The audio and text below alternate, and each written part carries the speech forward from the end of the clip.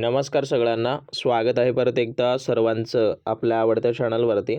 तर ठाणे महानगरपालिकेमध्ये ज्या ज्या विद्यार्थ्यांनी ANMच्या कोर्सच्या बेसिसवर प्रसाविकेला अर्ज केला असेल तर त्यांच्यासाठी आपण तांत्रिक सिरीज चालू केलेली आहे, ज्यामध्ये जवळपास आपले 7 भाग ऑलरेडी प्रकाशित झालेले आहेत. यूट्यूबला पाहिले नसतील तर पाहून घ्या, किंवा प्लेलिस्टची जी काही लिंक वगैरे आहे ते खाली दिलेली आहे. सो आज आपण तशाच पद्धतीचे जवळपास 8वा भाग या ठिकाणी पाहणार आहोत, आणि याच्यामध्ये दररोजच्या प्रमाणे एक 40 MCQ आणि उत्तरं तुम्हाला या ठिकाणी सांगितले जाणार आहेत. पाठांतर करा अथवा लिहून घ्या. आणि परत परत सांगतोय, हे सगळे स्टडी मटेरियलमधलेच MCQज आहेत. सो ज्यांना कोणाला हवं असेल त्यांनी या क्रमांकावर संपर्क करून द्या, 7620174396 वरती. ओके. तर पहा, पहिला प्रश्न काय म्हणतो की 27 किलो वजन असलेल्या मुलासाठी ॲमोक्सिसिलिनचा एक डोसचा आकार किती असावा जर त्याला दिवसातून 4 डोसमध्ये 40 मिलीग्राम पर kg या पद्धतीनं द्यायचं आहे. तर त्याला नेमकं कशा पद्धतीने दिलं जातं, तर याच्यामध्ये बघा, स्पेशली करून काय, समजा त्याचं 27 किलो आहे तर त्याचं काय ते 27 गुणिले 40 mg पर kg वगैरे म्हटले ना, म्हणजे त्याला दिवसातून जवळपास किती 180 mg वगैरे त्याला डेली देणं आवश्यक आहे. आणि तेच काय करा, याच 180ला 4 डिवायडेशन वगैरे करा. ओके. सो ते उत्तर वगैरे येऊन जाईल, अथवा तुम्ही काय करा नंतर वगैरे सोडू शकता. ओके. परत हुकवम सामान्यतः शरीरात कुठून प्रवेश करतात, तर हे जे आहे ते पायातून या ठिकाणी प्रवेश करतात. आणि अजून एक सांगतो, जेवढं होईल तेवढं टॉपिक वाईज स्टडी करण्यावर भर द्या. आमच्याकडं टॉपिक वाईज MCQ काढून दिलेले आहेत. ओके.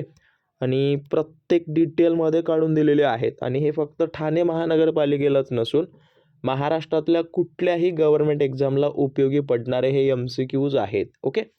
परत काय दिलं की मॉर्बिडिटी रेट या संज्ञेचा अर्थ वगैरे काय आहे, तर मॉर्बिडिटी रेट म्हणजेच काय, तर एखाद्या क्षेत्रामध्ये नेमकं आजारपण वगैरे कितपत आहे हे मोजलं जातं.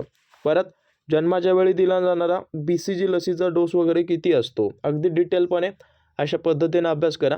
तर 1 महिन्यानंतर जो आहे तो स्पेशली करून 0.1 जे आहे ते 1 महिन्यानंतर देतात. आपल्याला काय विचारले, जन्माच्या वेळी विचारले, तर जन्माच्या वेळी जे आहे ते 0.05 ml जे आहे ते त्या ठिकाणी दिलं जातं नवजात बालकाला.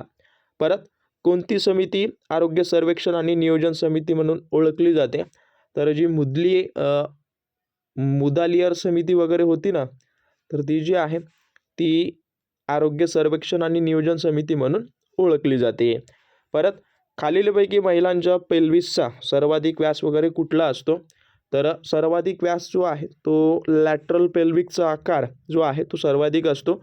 एक ऑलमोस्ट 13 सेंटीमीटरच्या जवळजवळ त्या ठिकाणी असतो. ओके.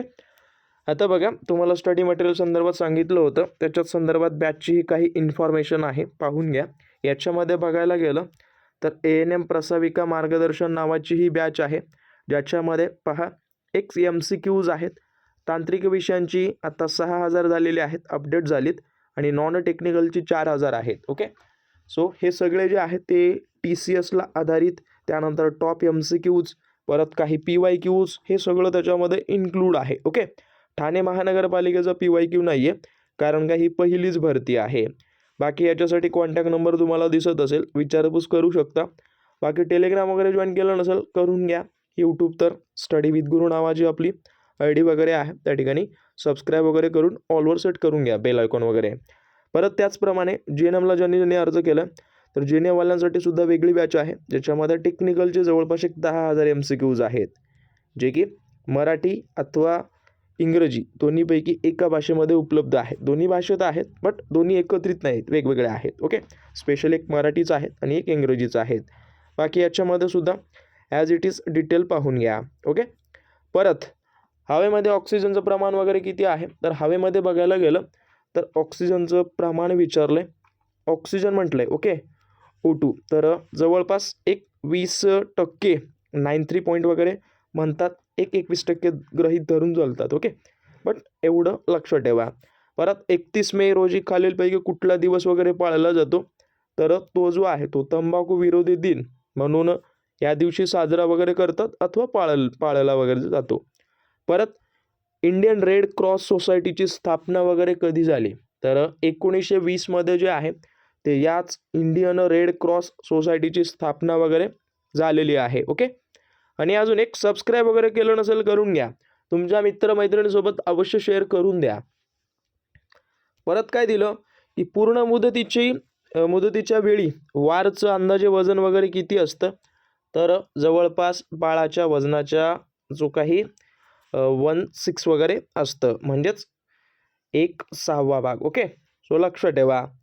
परत पुढं बघायला गेलं म्हणजे समजा एक साधारण जर बघायला गेलं तर 60 ग्राम, एक एक्झाम्पल सांगतोय, जर असेल तर यात 60चा 6वा भाग म्हणजेच 10 ग्राम त्या प्लासेंटाचं वगैरे असतं.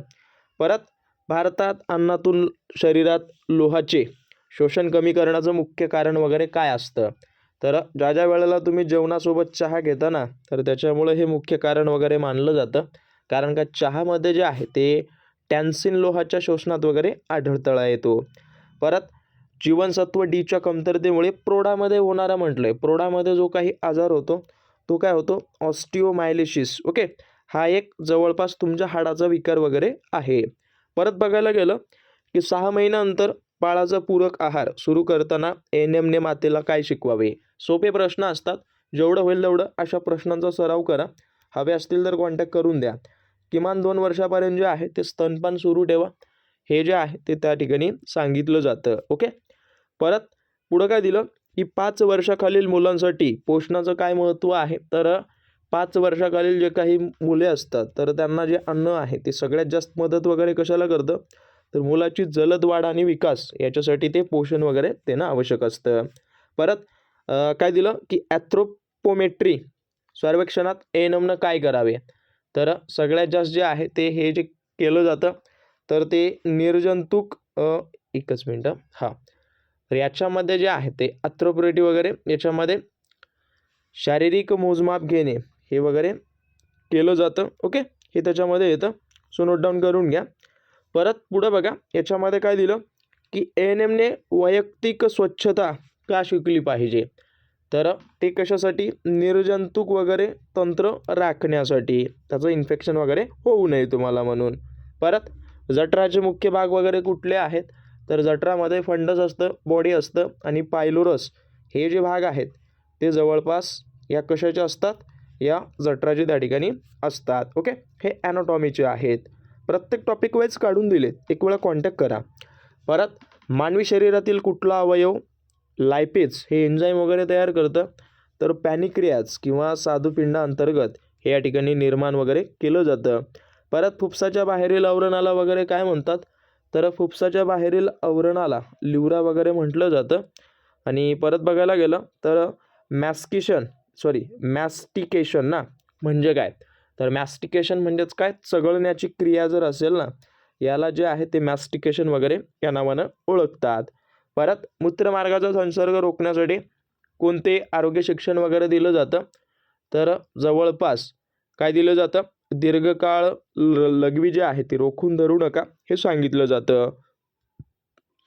परत पुढं काय दिलं की त्वचेच्या अयोग्य स्वच्छतेमुळे त्वचा संसर्ग होण्याचं कारण वगैरे काय असतं, की घामग्रंथींच्या छिद्रामध्ये अडथळा वगैरे जर येत असेल तर त्या ठिकाणी त्वचेचा संसर्ग वाढतो. परत मानसिकदृष्ट्या निरोगी व्यक्तीचं लक्षण कुठलं आहे, तर मानसिकदृष्ट्या निरोगी व्यक्तीचं जे काही लक्षण वगैरे मानतात ते कुठलं आहे, तर याच्यामध्ये जर बघायला गेलं, चांगले मित्र आणि अबंधाला संबंध वगैरे असणं. परत कोणत्या स्तरावरील प्रतिबंधात बालपणात निरोगी जीवनशैलीचं प्रोत्साहन वगैरे दिलं जातं, तर याच्यामध्ये जी काही प्रोमोर्डियल प्रतिबंध वगैरे असतात ना ते त्याच्यामध्ये दिले जातात. ओके. परत कुकर खोकला पसरण्याचा मार्ग वगैरे कुठला आहे, तर ड्रॉपलेट किंवा थेंब संसर्ग याच्यामार्फत हा त्या ठिकाणी पसरत असतो. परत गोवर कशामुळे होतो, तर गोवर जो आहे तो अनडेव्हलप्ड RNA व्हायरस जे आहे याच्या संवर्गात वगैरे आला तर त्या ठिकाणी होत असतो. परत क्षयरोगचं मुख्य लक्षण वगैरे काय असतं, तर क्षयरोग जो आहे तो स्पेशली करून एक TB तर त्याच्यामध्ये 3 आठवड्यापेक्षा जास्त काळ खोकला जो आहे तो त्या रुग्णाला त्या ठिकाणी असतो.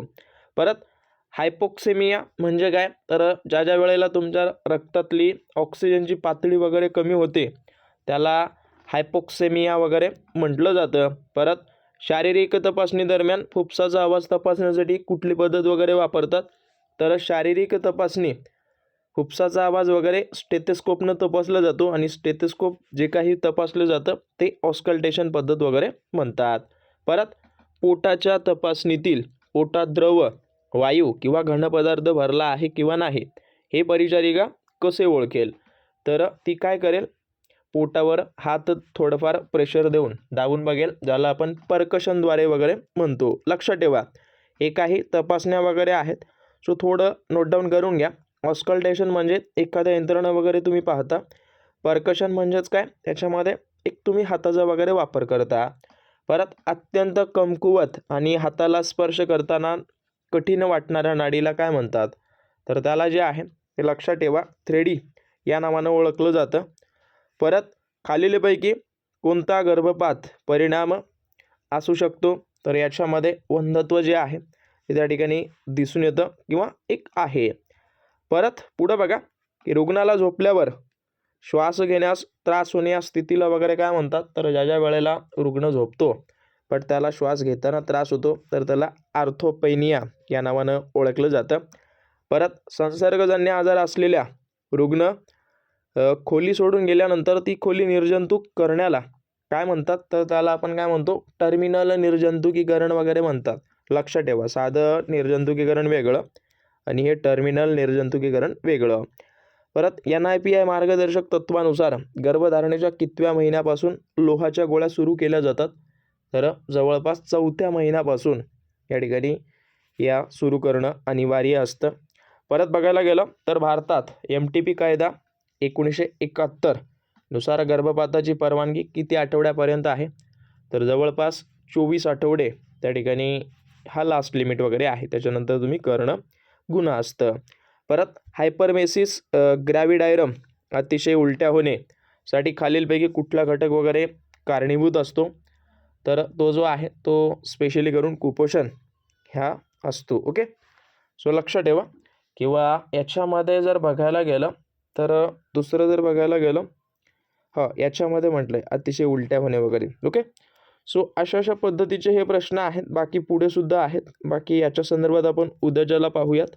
आज जर बघितलं तर फार लांब होईल, तर त्या अगोदर याच पद्धतीचं स्टडी मटेरियल आमच्या टीमनं बनवलं आहे. ज्यांना कोणाला हवं असेल लवकरात लवकर जॉईन करा. काही डाऊट असतील अवश्य कमेंटद्वारे विचारपूस करू शकता. बाकी तुम्हाला भेटेन पुढच्या भागात. धन्यवाद आणि जास्तीत जास्त व्हिडिओ तुमच्या मित्रमैत्रिणींसोबत शेअर करून द्या.